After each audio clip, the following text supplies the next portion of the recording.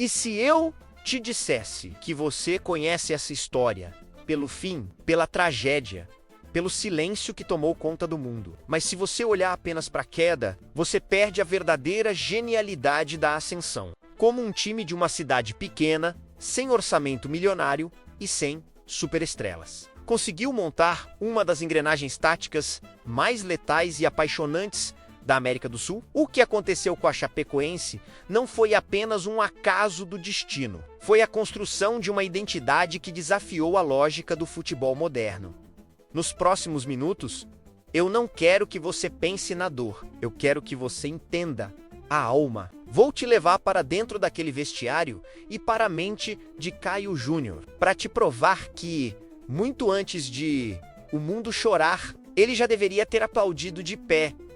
O que você vai ver agora não é sobre como tudo acabou, é sobre como eles se tornaram eternos. Você precisa entender que o futebol, na sua essência mais pura, não respeita a lógica fria dos números ou o peso das contas bancárias. Ele obedece à mística, aquele sopro divino que transforma o impossível em inevitável. A Chapecoense de 2016 não era apenas um time, era um fenômeno sociológico, uma Cinderela vestida de verde que ousou desafiar os gigantes do continente. De uma série depoeirenta à final da Copa Sul-Americana, em um piscar de olhos, a Chape não representava apenas uma cidade, mas a alma do Brasil profundo, o triunfo do operário sobre o aristocrata. A conexão entre a arquibancada da Arena Condá e o gramado era algo visceral. Um cordão umbilical que alimentava os jogadores com uma eletricidade que nenhum preparador físico consegue replicar. Eles não jogavam por dinheiro, jogavam pela imortalidade de um momento, carregando o sonho de quem jamais imaginou ver seu time de infância cruzando fronteiras para enfrentar o San Lorenzo, o Independiente, a elite da América. E, se o campo era o palco da guerra, o vestiário era o templo da fraternidade, onde a tática cedia lugar ao afeto, transformando um grupo de atletas em uma família indissolúvel. Aquele elenco tinha uma alegria contagiante, quase infantil, liderada pela irreverência de Thiaguinho e pela serenidade de Kleber Santana, um maestro que já havia visto de tudo, mas que encontrou ali o seu verdadeiro lar. A figura de Caio Júnior pairava sobre todos, não como um general severo, mas como um pai orgulhoso, que sabia ter em mãos um grupo disposto a dar o sangue por ele. A euforia PES classificou-o contra o San Lorenzo, com a defesa milagrosa de Danilo. Menos aquele pé que desviou o destino por alguns dias, não foi apenas comemoração, foi a materialização da felicidade plena. Ali, naquele vestiário úmido de suor e champanhe, eles já eram campeões de algo muito maior que um troféu. Eram campeões da vida, mas o futebol, na sua dramaturgia cruel, às vezes nos prega peças que nem o mais pessimista dos cronistas ousaria escrever, transformando o sonho em pesadelo no silêncio ensurdecedor de uma madrugada fria na Colômbia. O voo Lêmia 2933 não carregava apenas jogadores, comissão técnica e jornalistas. Carregava a esperança de uma nação inteira que havia adotado a Chape como seu segundo time. Quando a notícia rompeu a neblina, o mundo parou, e a Arena Condá, antes um caldeirão de ruídos e cânticos, tornou-se o epicentro de um luto mudo, pesado, sufocante. Não era apenas a perda de vidas, era a interrupção brutal de uma narrativa perfeita, o livro fechado violentamente antes da última página. A dor não tinha cor, não tinha escudo, e pela primeira vez, a bola murchou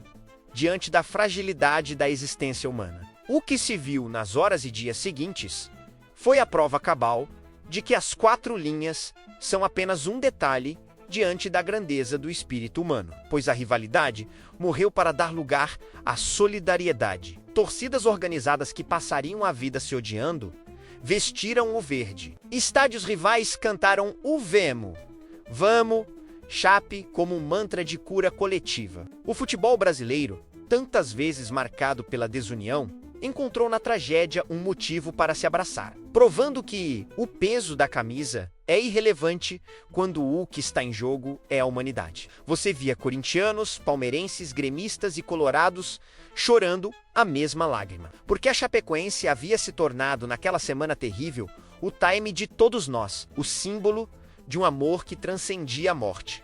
E no ápice dessa dor, surgiu a lição definitiva de grandeza, vinda não de um vizinho, mas de um adversário que se recusou a entrar em campo para vencer, preferindo vencer na história. O Atlético Nacional, no estádio Atanásio Jorado, protagonizou a cena mais bonita e triste que o esporte já viu.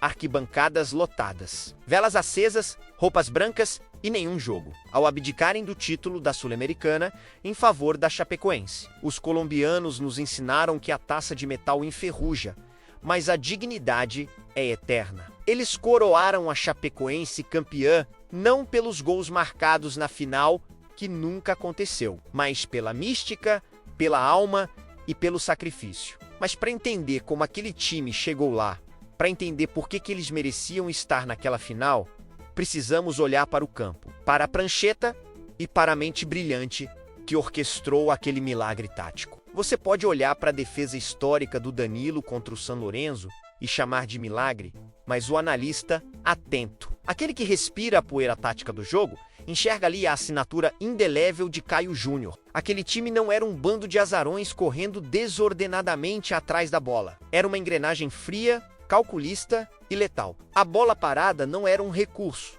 era uma sentença de morte para os rivais. E as transições rápidas pelos lados, com a velocidade de Ananias e a entrega tática de Thiaguinho, eram como facadas nas costelas de adversários lentos e arrogantes. Naquele lance derradeiro, o que você vê não é apenas um goleiro se esticando por instinto. É o último reduto de um sistema defensivo que soube fechar os espaços, induzindo o erro até o limite do impossível.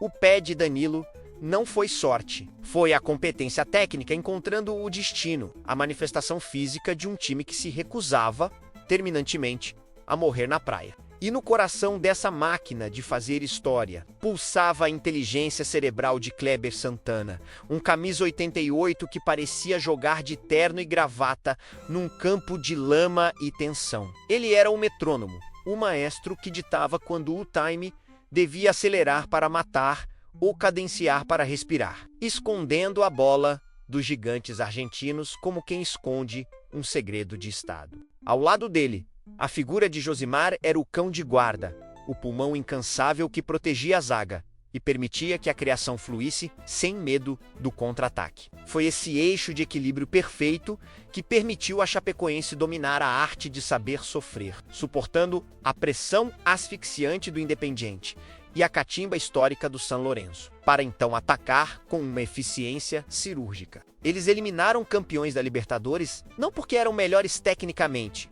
mas porque entenderam o jogo de mata-mata melhor do que os próprios reis da Copa. Mas a verdadeira prova de fogo, o teste definitivo de resiliência, não aconteceu dentro das quatro linhas, mas no vazio assustador deixado após o desastre, quando a instituição precisou renascer, literalmente, das cinzas de seus heróis. Como você ousa remontar um quebra-cabeça quando 90% das peças desapareceram tragicamente da noite para o dia? A reconstrução da Chapecoense foi um exercício de gestão e psicologia sem precedentes na história do esporte mundial. Não era apenas uma questão de contratar novos jogadores ou assinar súmulas, era a tarefa hercúlea de reconstruir uma identidade, de gerir o luto de uma cidade inteira que via fantasmas em cada esquina da Arena Condá. Quem vestisse aquela camisa nos anos seguintes não carregaria apenas um escudo, mas o peso de uma memória sagrada, a responsabilidade de honrar um elenco que virou lenda antes do apito final. Aquele voo trágico, infelizmente, também reescreveu os protocolos de segurança e a logística de todo um continente, expondo a precariedade amadora com que o futebol sul-americano tratava suas joias mais preciosas. A economia burra, o planejamento irresponsável, a negligência com a vida humana em troca de alguns dólares a menos no fretamento. Tudo isso foi posto em xeque diante dos caixões que voltaram para o Brasil. O legado da Chapecoense também é escrito com a tinta da precaução que hoje guia as viagens dos clubes pela América do Sul. Cada time que embarca, hoje com segurança, com planejamento rigoroso e aviões adequados, deve 1 minuto de silêncio e gratidão àquela delegação. A Chape mudou a regra do jogo fora do campo, forçando a Conmebol e os dirigentes a entenderem que o espetáculo jamais pode custar o sangue dos artistas. No fim das contas, a Chapecoense de 2016 nos deixou uma lição que transcende a tática e toca o divino. Um time de futebol é um organismo vivo, capaz de se eternizar mesmo quando a vida cessa. Aquele elenco provou que a organização vence o talento, mas é a alma que decide campeonatos. Que o dinheiro compra craques, mas não compra a mística de um vestiário fechado em um só propósito. Eles não levantaram a taça no gramado de Medellín, mas levantaram uma bandeira que tremula muito mais alto no panteão do futebol, a da imortalidade. A reconstrução é diária, dolorosa e necessária, mas o alicerce será sempre aquela noite, aquele time e aquela defesa inesquecível que, por uma fração de segundo, parou o tempo e nos fez acreditar que o impossível é apenas uma questão de opinião. A Chapecoense de 2016 nos ensinou, da maneira mais dura possível, que campeões não são feitos apenas de medalhas penduradas no pescoço, mas de memórias que o tempo é incapaz de apagar. O legado daquele time não está em uma sala de troféus, mas na forma como passamos a olhar para o adversário com mais respeito e para a vida com mais urgência. Futebol não é só sobre vencer jogos, é sobre marcar a história. Agora, eu quero saber de você aqui nos comentários. Qual foi a sua memória mais forte daquele time? O que você sentiu quando viu o mundo inteiro vestindo verde? Se essa análise tocou você e mudou sua visão sobre o peso de uma camisa, inscreva-se no canal e ative as notificações. E não pare por aqui. O futebol esconde segredos que poucos conseguem enxergar. Clique no próximo vídeo que está aparecendo na tela, porque a próxima história vai desafiar tudo o que você acha que sabe sobre os bastidores da bola.